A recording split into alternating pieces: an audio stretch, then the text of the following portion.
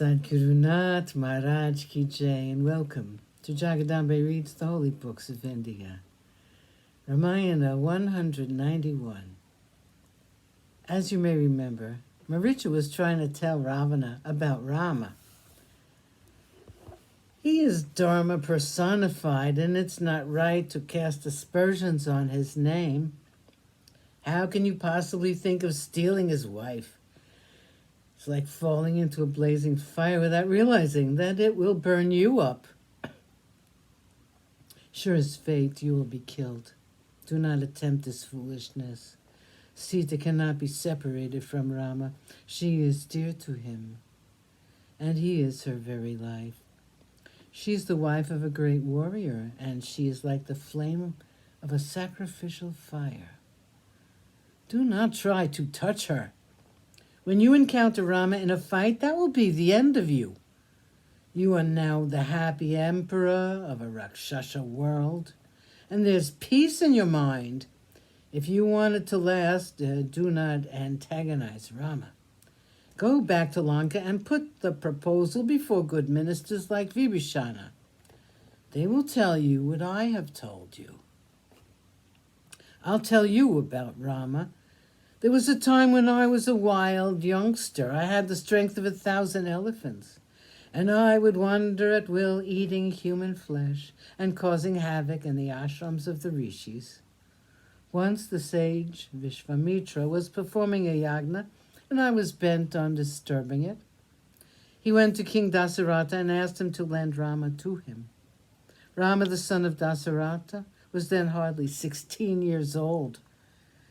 Vishvamitra went back to his ashram, accompanied by Rama. I went to the Yagnashala, and there I saw this young man. I still remember vividly the picture he presented.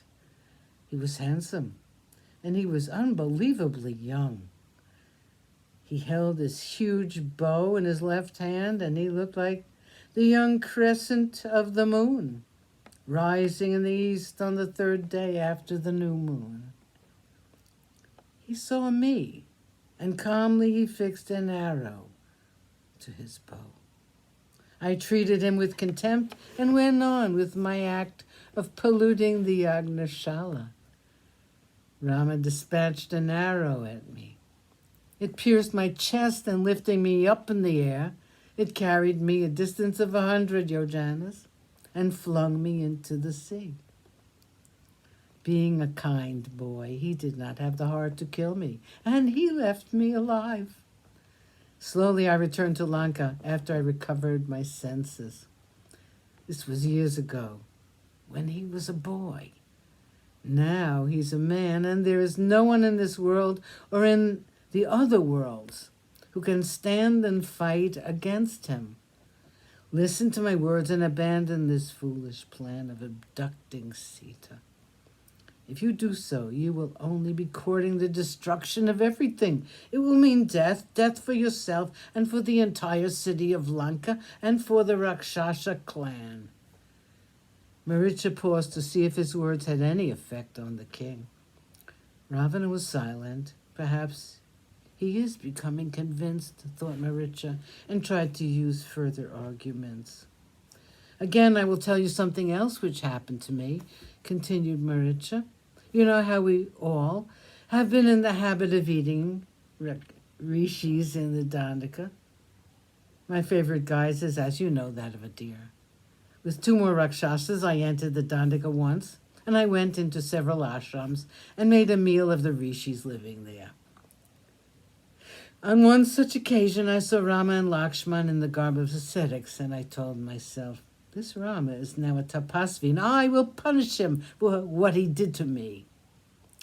I went to them with my sharp horns and attacked them. Rama took up his bow, and with 3 arrows fixed to it, he turned toward us. He shot the arrows, and my 2 companions died. But I managed to escape. My life has been spared twice by this prince. But I gave up all my Rakshasic nature since then, and I have begun to dwell in this ashram. Sadgurunath Maharaj Ki Jai. Thank you for coming. I hope you come again.